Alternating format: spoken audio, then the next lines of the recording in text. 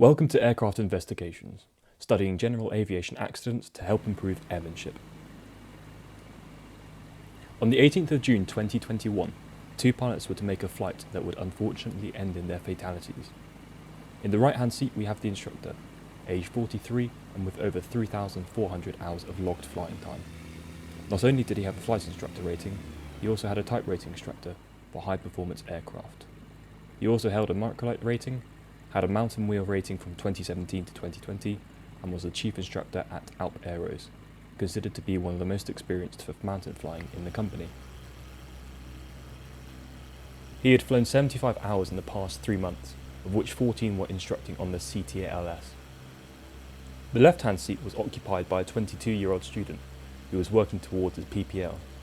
He had 13 hours experience, with all flights with the same accident instructor, with the accident flight to be his first cross-country. The flight started off at Annecy-Maythet, where they departed and carried out 2 aerodrome circuits.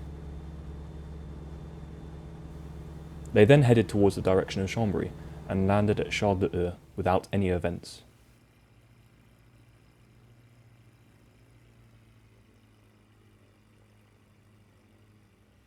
They shortly took off again and now flew towards Annecy and soon came overhead to Thierry.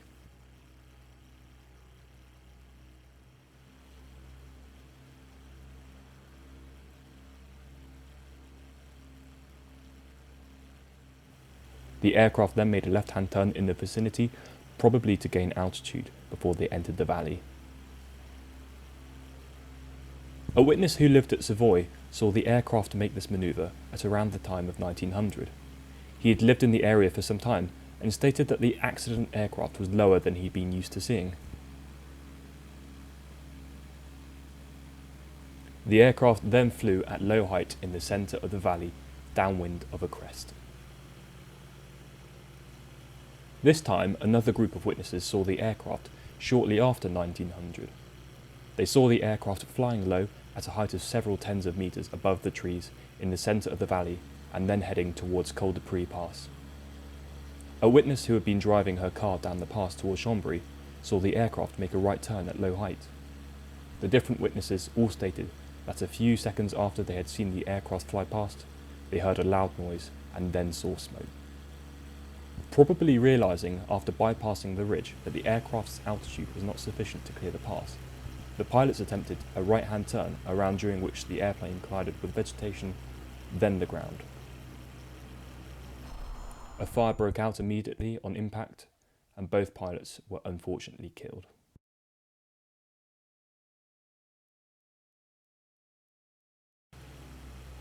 Although the instructor had experienced mountain flying, there were different causes that led to this accident.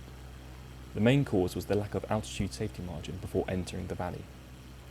According to the FAA tips on mountain flying, ridges should be crossed at the ridge elevation plus 1,000 feet and should be reached 3 miles prior to the crossing. If winds are above 20 knots, a further 1,000 feet should be added on top. Although not a ridge, Col de Près stands at a height of 3,724 feet, so the aircraft should have at least started at this altitude before entering the main valley. We know that this was not the case, as the aircraft wreckage was found at 3,632 feet, and was probably still climbing even after its orbit. Had the pilots planned a minimum altitude and done another orbit around Thierry, this height would have been achieved. Another factor that contributed to the accident was that the pilots flew down the centre of the valley. In narrow valleys, it is advantageous to fly on either the left or right-hand side, preferably away from the downwind ridge to avoid turbulent weather. This means when needing to turn around, either for engine failure or for avoiding terrain, there is enough room to turn through 180 degrees and fly back the other way. In this case, flying down the centre of the valley meant either turning left or right would end in collision with the terrain. For more information, please read the BEA report, link in the description. If there is anything about the accident you wish to discuss, or you have any experience you think is relevant, please leave a comment below. Thanks for listening, and hopefully the audio is of better quality now. Any more advice on how to improve is greatly received.